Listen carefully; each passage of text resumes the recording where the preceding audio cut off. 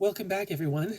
In this lecture, we are going to talk about solving trigonometric equations, equations with one or more trig functions inside them.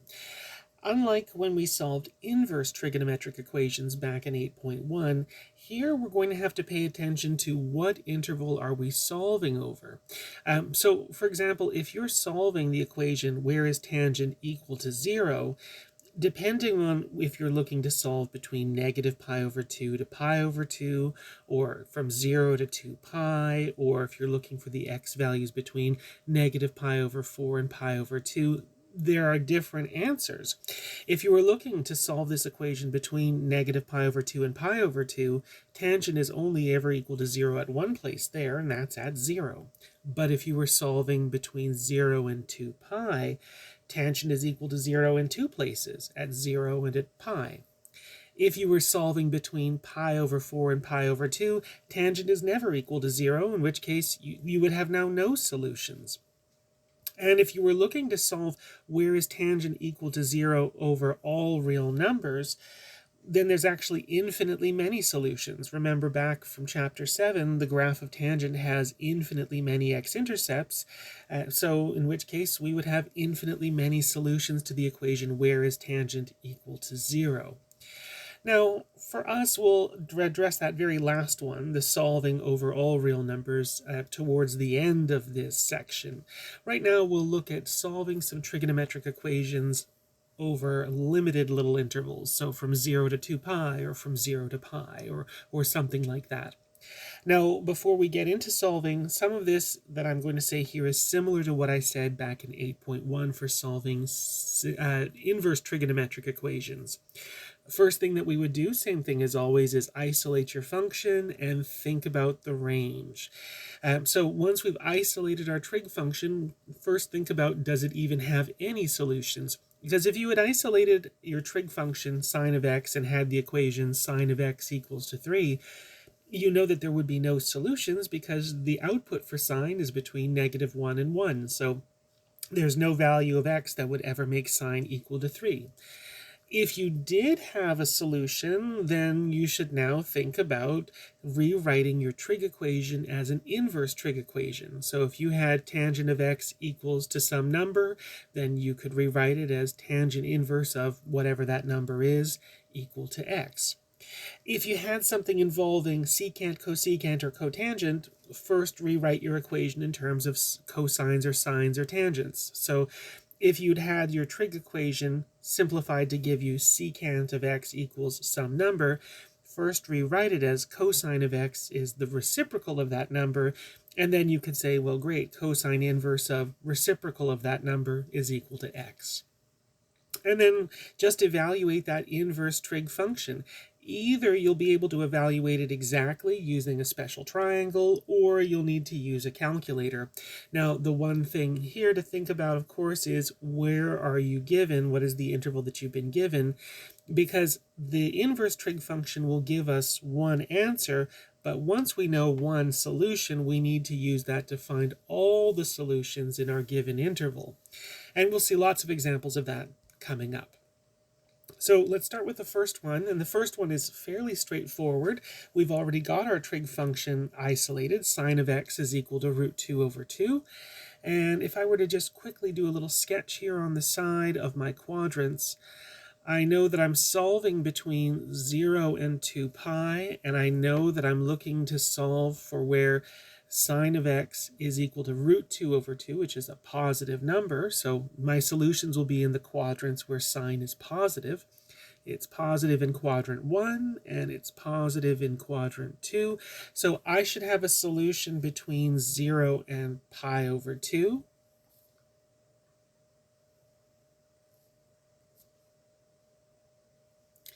And the other solution that I'll have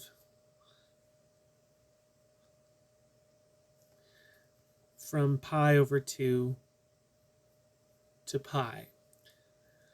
So I will have two different solutions. One solution in the interval from 0 to pi over 2, and another solution in that interval from pi over 2 to pi. Next thing that I'll do is I'll take my trig equation and I'll rewrite it as an inverse trig equation. We know that sine of x is equal to root 2 over 2, so you could say that sine inverse of root 2 over 2 is equal to x. And hopefully you are recognizing root 2 over 2 as one of the numbers that we would get as an output for sine if we had our special triangles handy. And specifically the special triangle where the angles are pi over 2, pi over 4, and pi over 4. That the side lengths are 1, 1, and root of 2. We already know that sine of pi over 4 is 1 over root 2, opposite over hypotenuse, which simplifies down to give us root 2 over 2. So that's actually giving us one of our solutions here, one solution, the one that we were looking for in quadrant 1, between 0 and pi over 2. Well, that solution should be pi over 4. So let's find the other solution.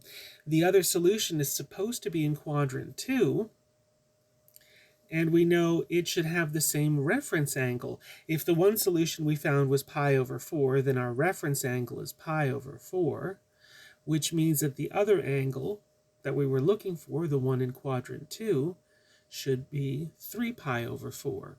Or in other words, sine of 3 pi over 4 is root 2 over 2. So we have found that there's two angles that give us an output of root 2 over 2, because remember that was the question we were looking for. Where is sine of x giving us an output of root 2 over 2 in this interval from 0 to 2 pi? We said that there would be two solutions, one in the first quadrant and one in the second quadrant. And we found the solution in the first quadrant. The solution would be that the angle is pi over 4.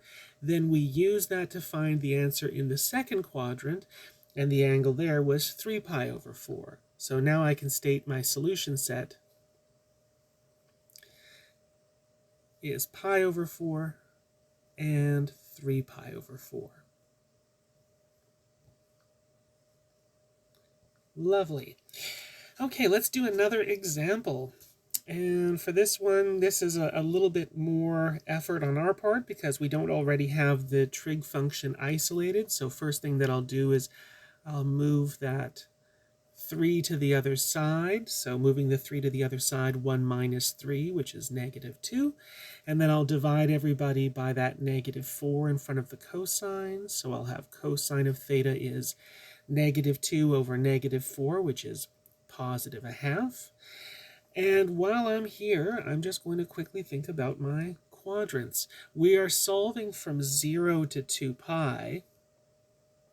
And if we're thinking about the fact that we're looking for cosine to give us a positive value, a value of positive a half, there's two quadrants where cosine will be positive, which is quadrant 1 and quadrant 4. Now we do have to be a little bit careful here because remember, quadrant 4, there's lots of different ways to describe the angles in quadrant 4. You could say that quadrant 4 stretches from negative pi over 2 to 0, and that is true. However, that's not numbers that are inside of our interval. Instead, quadrant 4, I will think of it as going from 3 pi over 2 to 2 pi, from 270 to 360, because of course that's inside the interval that we're solving over. So I know that there's going to be two solutions. So one solution is going to be in quadrant 1 from 0 to pi over 2, and we'll have another from 3 pi over 2 to 2 pi. All right, so now we know where we're going, and now I'm going to take that trig function that I had, that trig equation, cos of theta is equal to 0, and just rewrite it and say that cosine inverse of a half, that should be what theta is. So now I just need to figure out what is cosine inverse of a half. And again, hopefully you are thinking about your special triangles, because a half is a number that comes out of one of our special triangles, specifically the one where the angles are 30, where the opposite side measures 1, 60, where the opposite side to that measures root 3, and 90 where the side opposite to that measures 2. And if we're looking at this special triangle, we can see right away that cosine of pi over 3, that should be adjacent over hypotenuse. The adjacent side is 1, the hypotenuse is 2. So cosine of pi over 3 should be a half. And now that's actually given us one of our solutions, because remember, we were going to find one solution that was in quadrant 1 between 0 and pi over 2, and pi over 3, the thing that we just found, definitely is in that quadrant, so good for us. One solution found, we just need to find the other one. Now the other part that we know is for the other solution, it's going to be in quadrant 4, but it will have the same reference angle of pi over 3. So the other angle that we're looking for in quadrant 4, where the reference angle is pi over 3, that angle should be 5 pi over 3. So I can also say now that I know that cosine of 5 pi over 3 is also equal to positive a half. So we were looking for where is cosine equal to a half. We found that there's two places, one in quadrant 1, one in quadrant 4. We found out where those two places were at pi over 3 and 5 pi over 3. And so now we can just write out that our solution set just contains those two angles of pi over 3 and 5 pi over 3. Wonderful.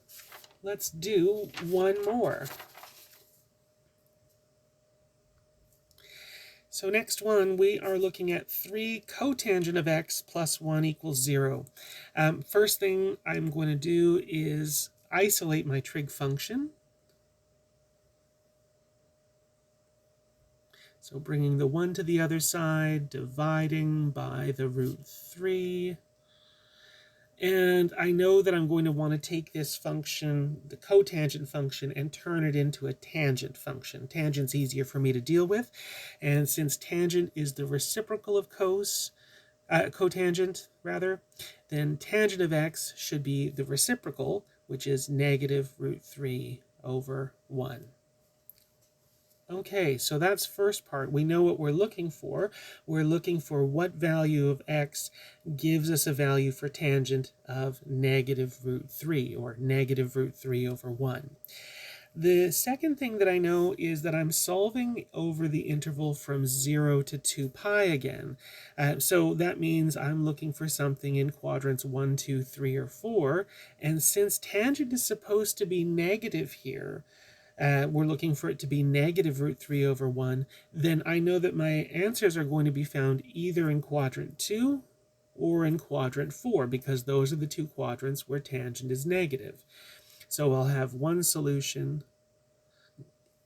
in the interval from pi over 2 to pi. That's the quadrant 2 solution. And we'll have another in quadrant 4, which is going from 3 pi over 2 to 2 pi. So there's two solutions that I'll be finding. One in that first interval from pi over 2 to pi, another one in that second interval from 3 pi over 2 to 2 pi. Now, if we're looking for tangent of x to be negative root 3, then that means tangent inverse of negative root 3, that must be the value of x that we're looking for. So we just need to evaluate that inverse trig function. Where is tangent inverse negative root 3? So we'll draw our special triangle one more time. Root 3, we recognize that number is coming up from the 30, 60, 90 triangle yet again. So I'm just going to write that down.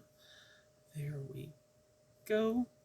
We know that tangent of pi over 3 should be opposite over adjacent, root 3 over 1, which is same thing as root 3. But of course, we're not looking for where is tangent equal to positive root 3. So again, we are looking for where is tangent equal to negative root 3. That's what we're looking for. And we've said before that we would have solutions to be found in quadrants 2 and quadrant 4. That's where tangent would be negative.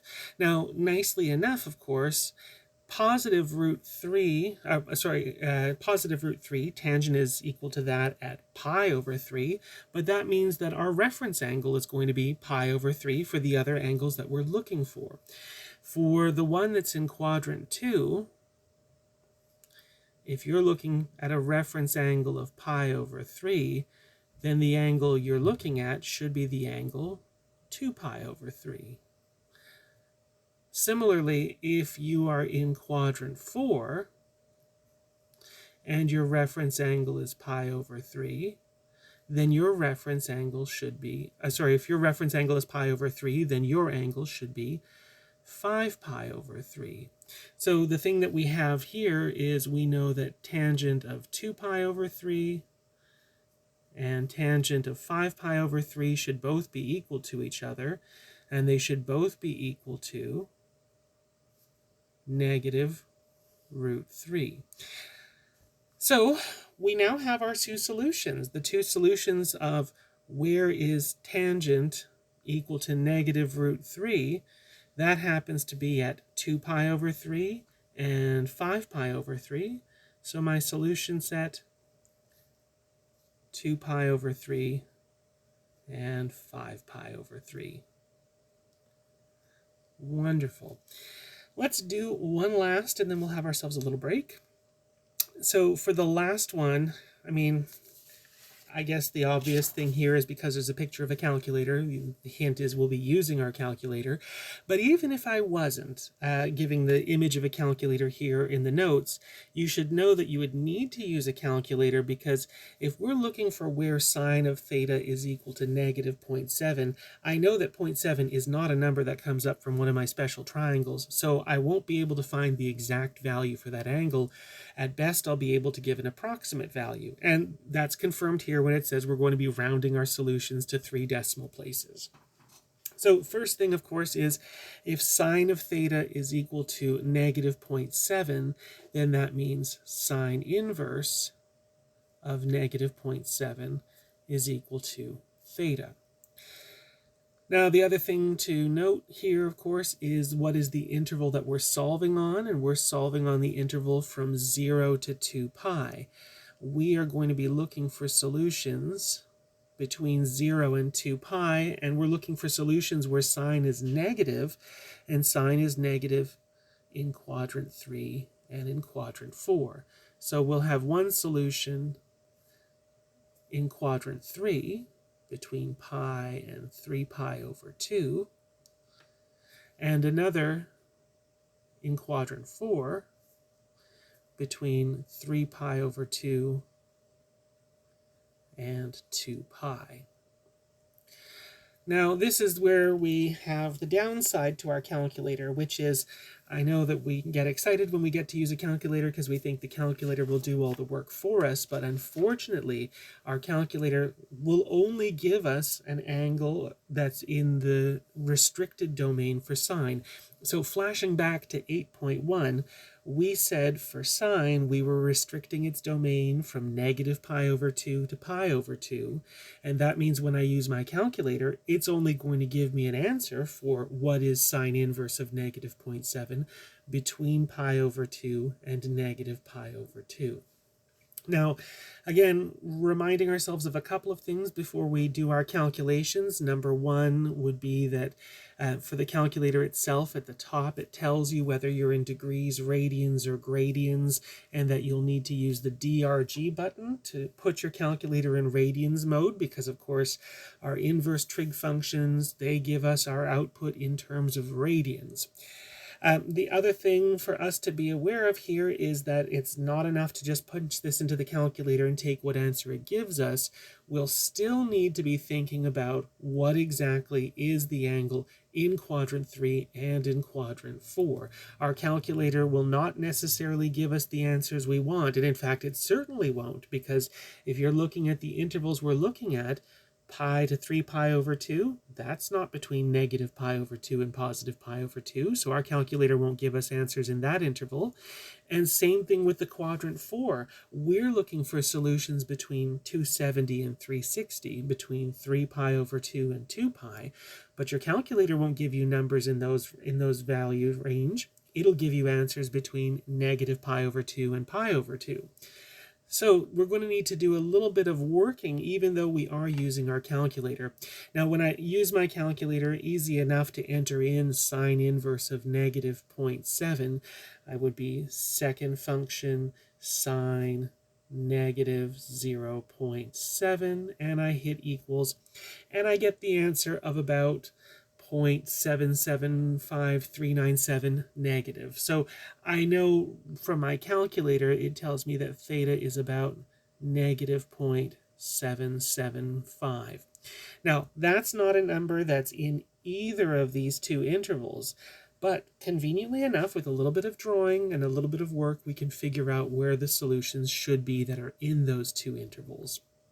So first, a little drawing to make, which is the angle that measures negative 0.775. That would be an angle in quadrant 2. And if our angle is negative 0.775 radians, that's telling you that the reference angle should be 0.775. So now we can think about where are the two answers that we're looking for. One of them was supposed to be in quadrant 3 and would have the same reference angle of 0.775. So that angle should be pi plus 0.775. So one answer could be theta is pi plus 0.775, which when we run that through our calculator, we get about 0.391659. So if I run that through my calculator using my pi button on my calculator, reminder of our pi button that lives on my version of this calculator, lives right here. That's my pi button. So I entered that into my calculator, pi plus 0.775, and I hit equals, and I get about 3.917 when I round it off to 3 decimal places. The other solution that we have will be in quadrant 4, and if we're in quadrant 4 and our reference angle is 0.775, then the angle that we're looking for will be a full circle but going backwards 0.775, or in other words, our angle will be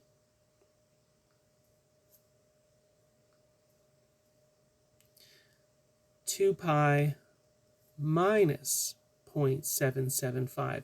0.775 less than a full circle, which when we run that through our calculator, 2 times pi minus 0.775, I get about 5.50818, or for 3 decimal places, 5.508.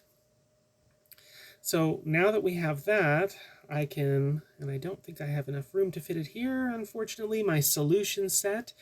I'm just going to get rid of these drawings. Nope, I can't. Too bad. Okay, I guess I'm just going to have to fit in my solution set down below. For my solution set, the two numbers that I found, 3.917 and 5.508. Now, one thing that you can do, of course, is to confirm these answers with your calculator if you wanted to. So these are the two angles that should give us an output of negative 0.7 from the sine function. So, for example, for the first one, if you were to enter in sine 3.917 into your calculator, it should give you almost negative 0.7. And similarly, if you put into your calculator sine 5.508, it should also give you about negative 0.7.